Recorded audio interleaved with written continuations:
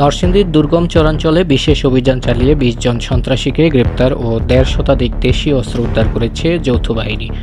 সোমবার রাতে আইএসপিআরের এক সংবাদ বিজ্ঞপ্তিতে এ তথ্য জানানো হয়। এর আগে সোমবার ভোর হতে দিনব্যাপী রায়পুরার একটি দুর্গম চরে এই অভিযান চালানো হয় বলে বিজ্ঞপ্তিতে জানানো হয়। বাংলাদেশ সেনাবাহিনীর ৯৯ composite brigade, army aviation, RAB, police এবং স্থানীয় প্রশাসনের সমন্বয়ে গঠিত টাস্কফোর্স গোপন তথ্যের ভিত্তিতে এই অভিযান চালায়। এ সময় ১৫০ শতাধিক ধারালো অস্ত্র, ৩টি মোবাইল ফোন এবং ২০ জন চিহ্নিত সন্ত্রাসী ও সন্দেহভাজন ব্যক্তিকে আটক করা হয়। পরে আটককৃতদের প্রয়োজনীয় জিজ্ঞাসাবাদ এবং আইনি কার্যক্রম সম্পন্নের জন্য সংশ্লিষ্ট এলাকার থানা পুলিশের নিকট হস্তান্তর করা হয়।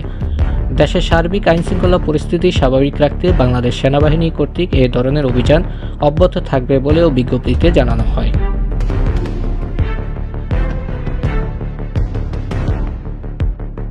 বাংলাদেশের বর্তমান পরিস্থিতিতে আপনারা জানেন যে বিভিন্ন জায়গায় আমাদের যৌথ অভিযান পরিচালিত হচ্ছে অপরাধীদের বিরুদ্ধে। তো তারই ধারাবাহিকতায় আমাদের এখানে নরসিংদী উপজেলায় রায়পুরাতে একটি চরে গতকালকে থেকে আজকে পর্যন্ত একটি যৌথ অভিযান পরিচালনা হয়। এই যৌথ অভিযানে আমরা সর্বমোট এখন পর্যন্ত ২০ জনকে গ্রেফতার করেছি, যাদের বিরুদ্ধে বিভিন্ন থানায় অনেক মামলা আছে এবং তাদের ওখান থেকে আমরা বিপুল পরিমাণ দেশীয় অস্ত্র উদ্ধার করেছি।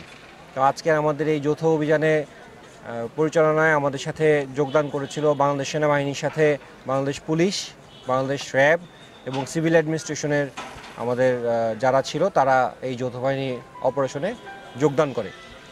আমাদের এই যৌথ বাহিনীর অভিযানটা যতদিন পর্যন্ত দেশের অপরাধমূলক কর্মকাণ্ড এবং অপরাধীর উপস্থিতি থাকবে ততদিন পর্যন্ত এটার ধারাবাহিকতা অব্যাহত থাকবে এবং এটা ইনশাল্লাহ আগামীতে এই ধারাবাহিকতা বজায় রেখে প্রয়োজন অনুযায়ী আমরা এরকম যৌথ অপারেশন আরও পরিচালনা করব।